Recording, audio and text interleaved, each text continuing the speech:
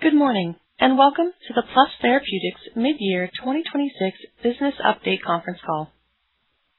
At this time, all participants are in a listen-only mode. After management's prepared remarks, we will open the call for questions.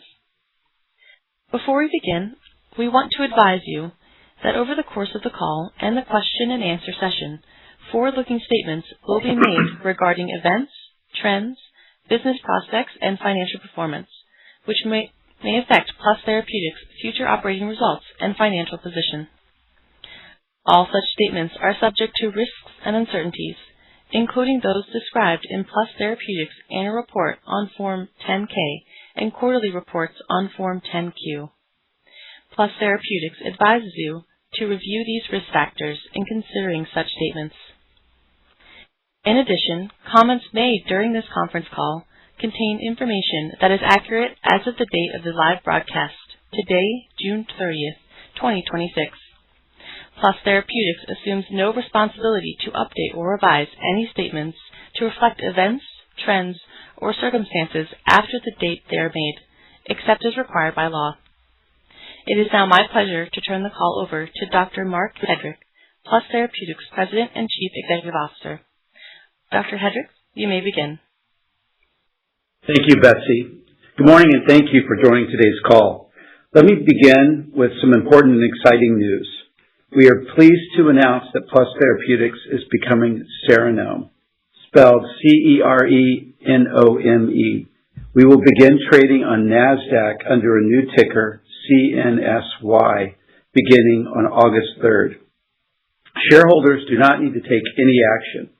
Their shares will automatically reflect the new company name and ticker once the change becomes effective. This change is the result of more than a year of work and substantial progress across the business. With Rheobic, CNSide Diagnostics, and our growing data and AI capabilities, we are building an innovative oncology platform, therapeutics, diagnostics, and proprietary data with a single goal: improving survival in central nervous system cancers. In simple terms, we are no longer a pure-play radiotherapeutics company, and we needed to align the company name to its identity. The old name described one part of the company.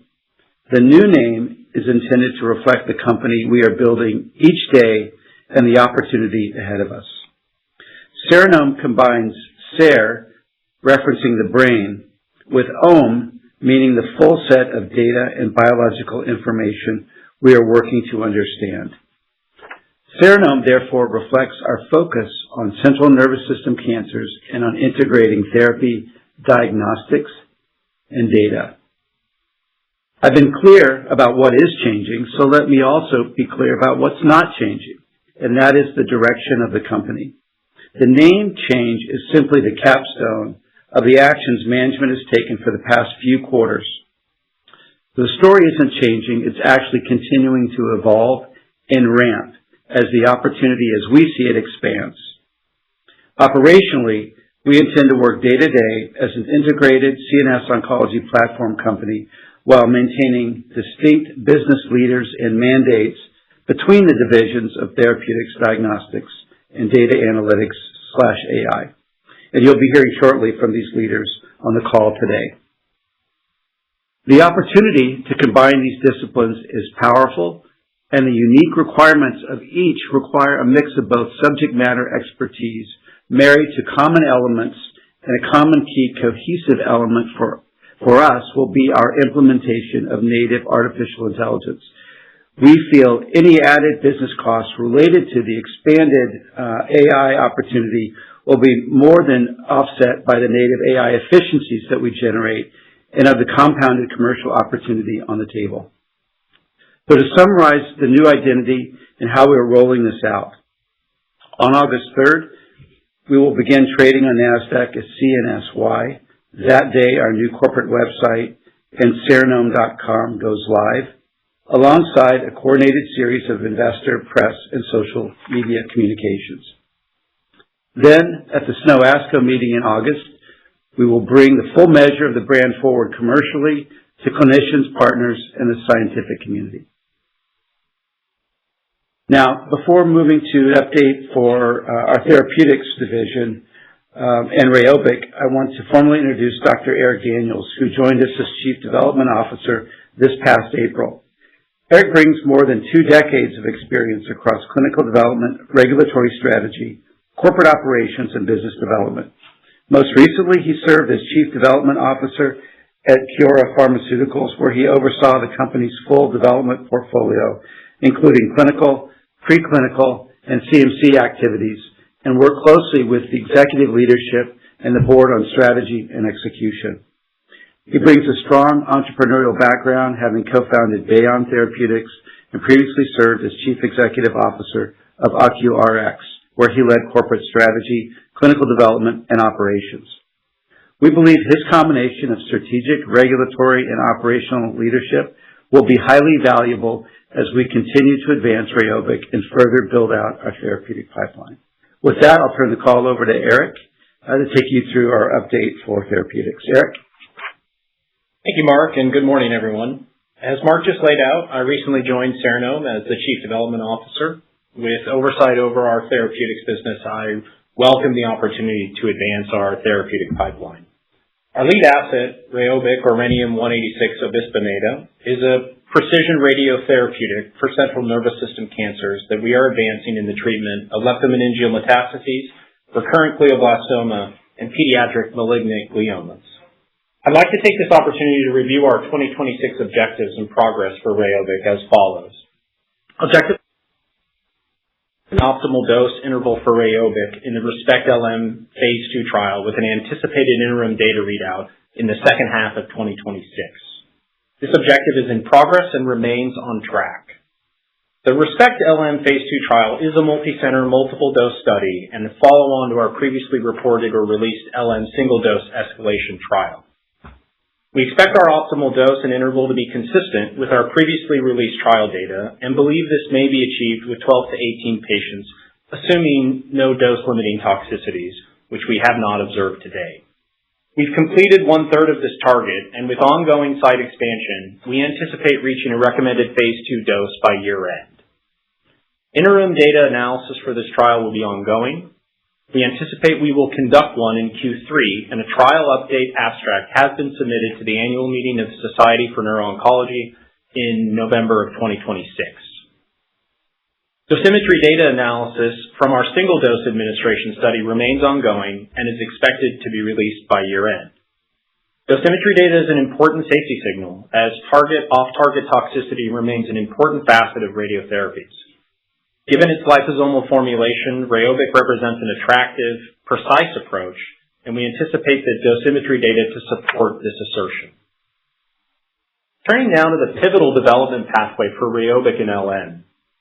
LM is a lethal CNS compartmentalized complication of primary malignancies, most commonly lung and breast. The rapid deterioration of patients and the limited survival poses challenges to trial design. As previously reported, the FDA provided us valuable feedback during our Type B meeting in November of 2025, and we've been incorporating 2 primary recommendations into a planned protocol amendment. First, following dose optimization and expansion phase, we plan for the Phase 2 trial to include a randomization scheme versus intrathecal chemotherapy. Sample sizes and randomization ratios will be confirmed following the expansion phase and are data dependent. Second, we plan to introduce neurologic function and patient-reported outcomes as key secondary outcomes in support of a marketing application.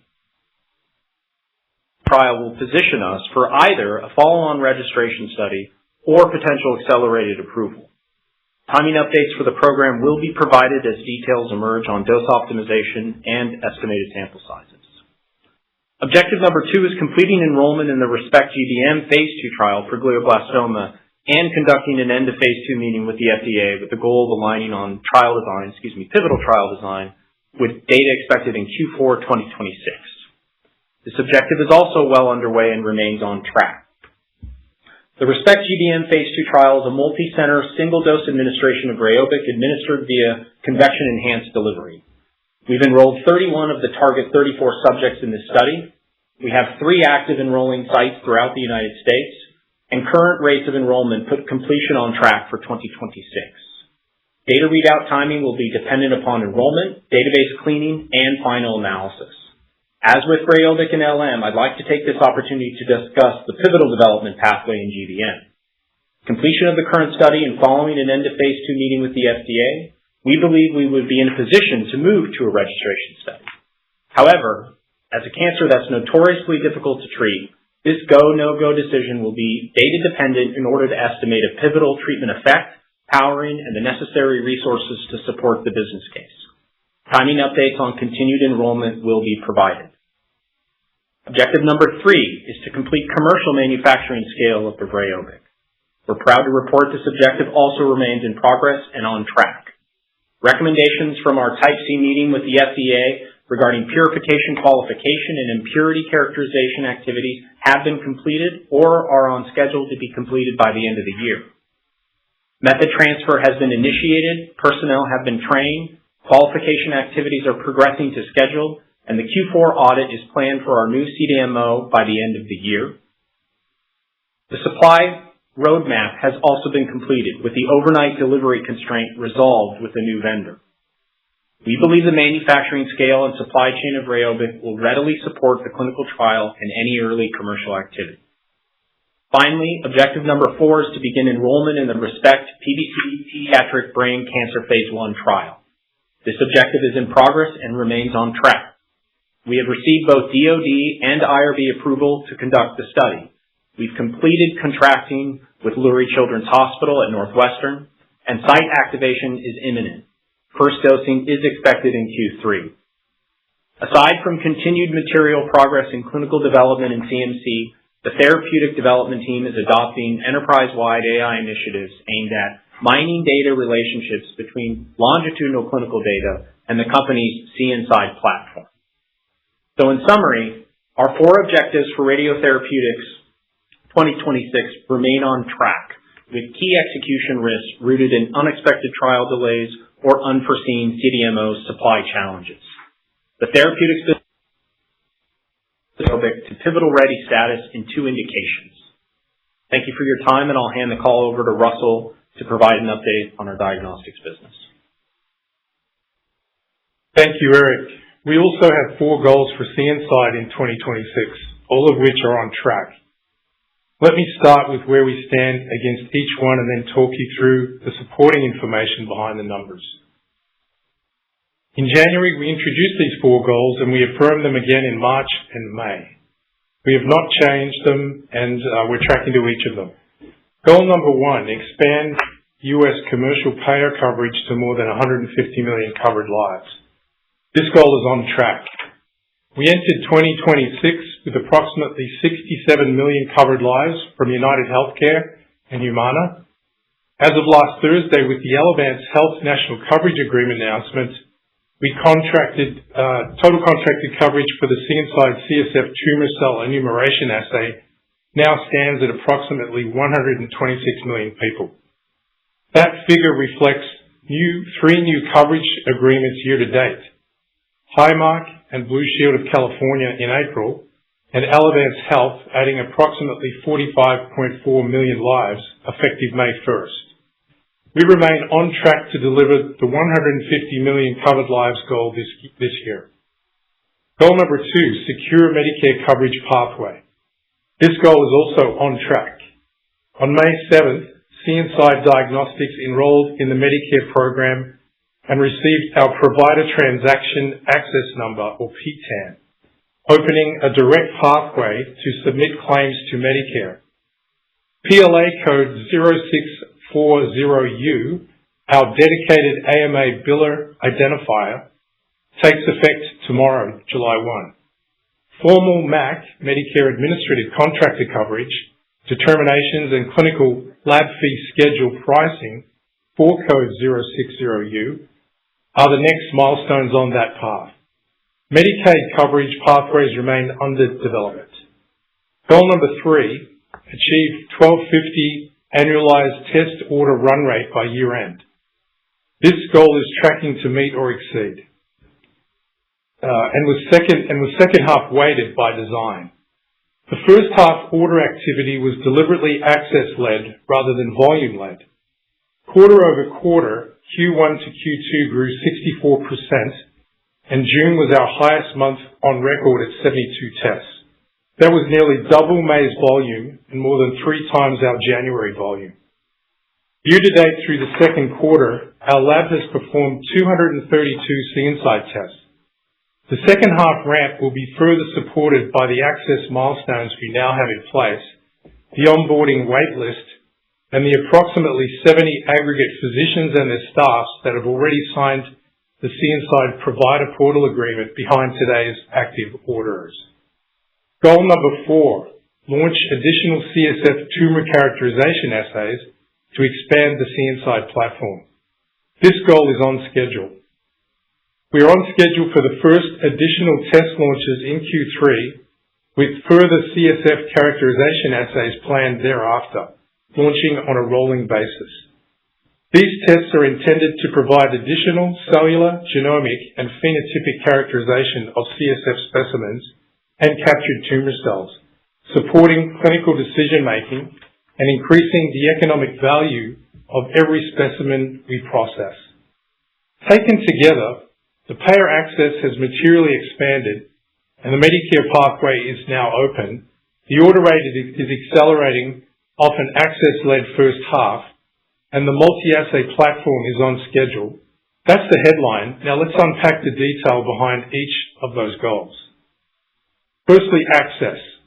3 commercial coverage agreements drove the step up from approximately 67 million covered lives at the start of 2026 to approximately 126 million today. Highmark, effective on April 1, 2026, took us from 67 million covered lives to 75 million covered lives. Blue Shield of California, effective April of 2026, took us up from 75 million to 81 million covered lives. And last week's announcement, Elevated Health, effective on May 1st, 2026, of approximately 45.4 million lives, added from 81 million, took us up to 126 million covered lives. Each of these agreements removes friction at the medical centers where our tests are ordered. In parallel, 2 infrastructure milestones changed the economics. Firstly, PLA code 0640U, our dedicated AMA billing identifier, takes effect tomorrow, July 1st. This gives CNSide assay-specific reimbursement and simpler, more reliable billing under a single standardized CPT code. Medicare enrollment and PTAN, completed on May 7th, 2026, opens a direct pathway to submit claims to traditional Medicare. MAC coverage determinations and clinical fee schedule pricing for code 060U are the next milestones along that path. Taken together, this is the most consequential access progress that CNSide has made since launch. Now we'll cover adoption. We told you in January that the simple way to track CNSide in 2026, very early in its commercial launch, is by payer milestones and order rate, with revenue as a trailing indicator. Here is more detail on the ordering. In Q1, we had 88 tests ordered. In Q2, 144 tests. That's up 64% quarter over quarter. June was our highest month on record at 72 tests, up 95% over May, and over 3 times our January volume. Year to date through the second quarter, 232 CNSide tests have been performed, and our unique ordering physicians have grown from 13 in January to 34 in June, almost tripling in 6 months. Account breadth is the leading indicator that converts to testing volume, and with the PLA code, Medicare enrollment, and 4 national payers now in place, this converts to reimbursable revenue. That account breadth, combined with the June order rate that is higher monthly high, is what gives us confidence in our second half 2026 acceleration. Q2 was a breakthrough quarter for CNSide. Specifically, 17 physicians placed their first ever order in Q2. And the repeat ordering depth is where the story gets interesting. 10 physicians have now ordered in 3 or more distinct months, and these are amongst the most respected neuro-oncology centers in the United States. They are not piloting CNside, they are integrating it into clinical practice. Today we have approximately 34 physicians actively ordering CNside. Behind them, 18 institutions already onboarded and able to order, and a further 17 institutions in approximately 70 individual end-user portal agreements signed by healthcare providers and their staffs. Our early access program, which we initiated in Q1 this year, is converting into commercial demand at the very same centers we want to anchor the platform. This is the build phase, leveraging only a modest-sized in-house marketing and customer service team. It is working as designed. And then we'll go through the platform. Now, CNside is not a single test business. In Q3 of this year, we plan to begin offering additional CSF characterization tests to our physician partners, consistent with our 2026 goal of launching more CSF tumor characterization assays to expand the CNside platform. These provide additional cellular, genomic, and phenotypic characterization of CSF specimens and captured tumor cells, supporting clinical decision-making by the treating physicians and increasing the economic value of every CSF specimen we process. The ephemeral partnership announced earlier this quarter is becoming the operational backbone for this expansion, automating lab workflow and data analysis so we can scale both the number of assays we offer and the volume of tests we run without scaling the cost proportionally. Strategically, CNside is positioned as both an independent component of sales growth and an enabler of Rheobic, supporting patient identification, treatment monitoring, longitudinal disease management, and clinical and operational data generation across the Serenode platform. Looking forward in the second half of 2026, first, we will continue to focus on staying on track with the 4 key business metrics I reviewed earlier. In addition, we plan to further build out a national sales team to accelerate test growth while focusing on our native AI backbone and related laboratory technology and process improvements to minimize cost and speed the delivery of results to healthcare providers and the patients they serve. In short, CNside is becoming the covered, data-rich CSF oncology franchise we described in January, and it is becoming a more strategic asset to Serenome every quarter. With that, I'll turn the call back to Mark. Thank you, Russell. Now, I'd like to take a few moments to lay out in broad strokes our data analytics and artificial intelligence strategy, which is, as you've heard, an increasingly important part of how we think about the company's long-term value. We are building AI into Serenome natively, from the ground up. We're not buying a tool and bolting it on. That is a distinction that matters very much. A native AI system, as opposed to a bolt-on approach, is a de novo build-out that's informed specifically by the company's unique data, workflows, and nomenclature, defined by us and only for us. In contrast, even frontier AI models will likely become a low-cost utility in the future. Anyone can rent them, and the broad data sets upon which they are trained are public. That means the models themselves are not where the durable value is created. Our view is that the durable AI value will be created in 2 key areas. Number 1, proprietary workflows unique to our business, continually optimized and scaled. And then number 2, distinctive data sets that are proprietary to us, essentially what Serenome generates in our business, but intelligently analyzed. Native AI is uniquely able to create value with what we call ROD, or return on data. In our case, our CNside business and our clinical trials are anticipated to produce petabytes of unique multimodal data sets tied to real patient outcomes, often generated at or near the point of care. That quality of unique data cannot be scraped or bought. In our industry, proprietary data is the ultimate currency. In terms of how we build out that capability, most recently in May, we signed an agreement with Ephemeral Technologies as our build and implementation partner for key components of the native AI backbone. The Ephemeral founders led Palantir's healthcare business prior to starting Ephemeral. That relationship is progressing on schedule, and we're optimistic it will provide measurable and reportable shareholder value in the near term and support our ultimate vision of improving survival in central nervous system cancer patients. Initially, the primary value will be in creating internal efficiencies that reduce costs, improve workflows, and speed execution. Building on that native system, machine learning of our proprietary data sets in neuro-oncology, we believe, will lead to unique disease insights, pipeline expansion, improved patient outcomes, and ultimately enhanced stockholder value.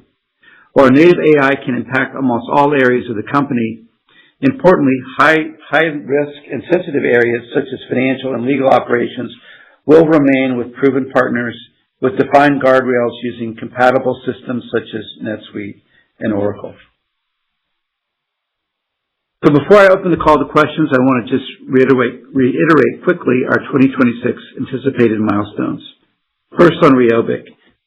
We dose interval for Rheobic in the ReSPECT-LM Phase 2 trial and anticipate reporting interim data in the second half of 2026. Number 2, completing enrollment in the ReSPECT-GBM Phase 2 trial for glioblastoma, and we anticipate reporting data in Q4 2026, which is dependent, of course, on continued trial progress.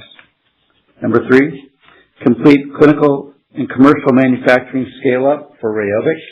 And number 4, begin enrollment in the ReSPECT pediatric brain cancer trial this year. And for CNSide platform, we continue to seek to expand the U.S. commercial payer coverage to more than 150 million covered lives by the end of the year.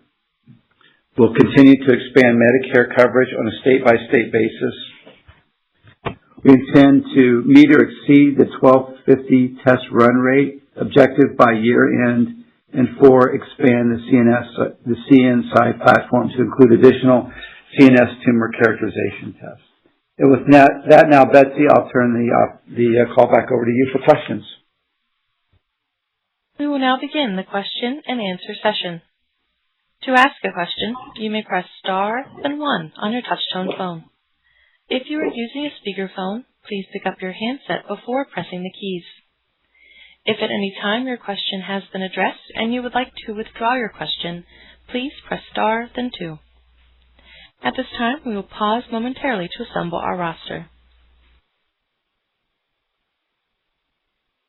The first question today comes from Sean Lee with H.C. Wainwright. Please go ahead. Hey, good morning, guys, and thanks for taking our questions. My first one is on the reimbursement for CNS side. I think in the prepared remarks, you mentioned that the next steps for Medicare coverage are getting the MAC approvals as well as the CLFS pricing. So what's the expected timeline for these events, and what's the price point that you believe is reasonable? Yeah, hi Sean, this is Russell Bradley. Yeah, so we have applied under the Medicare clinical lab fee schedule, and we submitted and had a hearing last month on that. The time frame is that they published initially in about 30 days. There's a public comment period between now and the rest of 2026. And then the final determinations of gap fill or crosswalk are published effective at the end of 2026, effective January 1, 2027. So we're in the process of understanding how Medicare is going to, or CMS is going to address our application. So we're expecting through the rest of this year to continue to be active in that process and determine whether or not we'll be crosswalked or gap filled, and then that pricing, if it's crosswalked, will become effective January 1 of 2027. The rate the different rates we have out there, between the private payers, obviously is not disclosed. We're applying for a rate that is crosswalk to an existing PLA code, and I can tell you it's a 3-digit number. Between $2,000 and $3,000 is what we're looking for crosswalk. That's for Medicare. Got it. Yes, got it. That's very helpful. I just have one additional question on CNS side. You guys mentioned that you're launching 3 additional test families in Q3. So what does the test launches include, and once these tests are on the market, would they generate incremental reimbursement, or do they need separate billing codes as well? Thanks. Yeah. So, Sean, the additional testing includes some of the characterization assays. We talked about protein expression, phenotypic testing for making clinical decisions around treatment of the patients. It also includes a family of genomic tests that include things like fluorescent in situ hybridization or FISH testing. And we also are planning to partner for a next-gen sequencing offering. So between those, very comprehensive characterization of CSF samples, cellular, genomic, and phenotypic assessment. Some of these are already established tests that have existing CPT codes. So the reimbursement path should be relatively straightforward in those cases. They are all incremental. So when I talk about the economics changing for CNSide once we run these additional tests, that's what I'm referring to, is that we will establish a reimbursement for Medicare and also for the private payers for CNSide, the tumor cell enumeration assay. These additional assays will all be reimbursed separately. The aggregate will be a higher reimbursement per specimen. You got it. Thank you very much, and that's all the questions I have. As a reminder, if you would like to ask a question, please press star, then 1 to join the question queue. The next question comes from Ed Wu with Ascendiant Capital. Please go ahead. Yeah, congratulations, Mark, on all the progress that you're doing. My question is on the AI initiatives. How quickly do you think you'll be able to commercialize those AI initiatives, and was it going to require significant capital investment? Hey, Ed. The way I would think about is along 2 fronts. And so initially, the economic impact, and I'll use that term here instead of commercialization, the economic impact to the company will be reduction in the number of employees we hire, so reduction in labor costs. And I don't mean by necessarily reducing our current staff, but we'll be able to grow, as Russ Bradley said, in a disproportionate way, where we'll be able to do more with a smaller team as the AI and ultimately the robotic technology that will be bolted onto and built into part of the AI will begin to unlock that value. So it'll be really on the cost side of the financials that we'll see that impact first. In parallel, the amount of data reporting that we get will be much more efficient. It'll be real-time data, the kind of data that you get with a much bigger company in terms of kind of daily readouts of important key performance indicators that will influence corporate decision-making on a real-time basis. So we sort of view those as sort of internal products, if you will.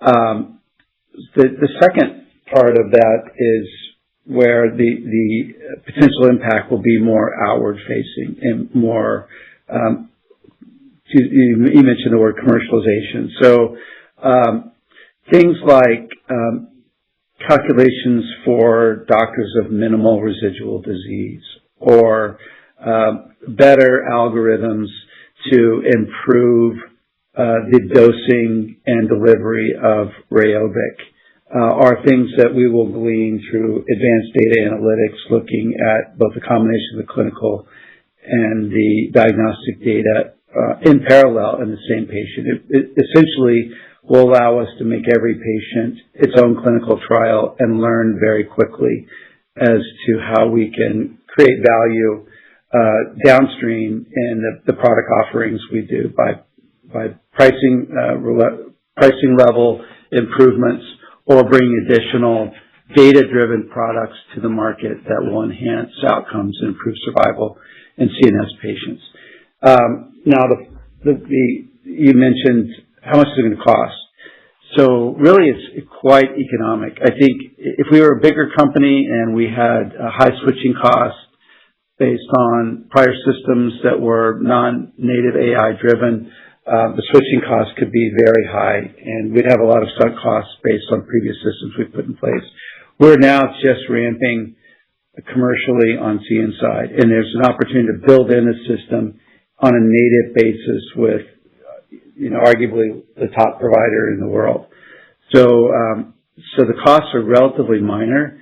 They'll be, even with our budget constraints and the capital requirements will be easily manageable over the next 3 years. Great. Thanks for answering my questions, and I wish you guys good luck. Thanks, Mark. Thank you, Ed. The next question comes from Michael Okunewitch with Maxim Group. Please go ahead. Hey guys, thank you so much for taking my questions today, and congrats on a real interesting update here. Thanks, Michael. I wanted to see if you could talk just a little bit about the potential for the size and the scope of an upcoming pivotal trial at LM, and then what role CNside could play in a potential future study. Could this be an opportunity that you could use to support your development and reimbursement for those additional data tools you plan to develop for CNside, such as the upcoming launch in the third quarter of this year? Any additional color on that would be appreciated. Hi, Michael. This is Eric. For what the size could be of a potential pivotal study in LM, you're looking at likely somewhere in the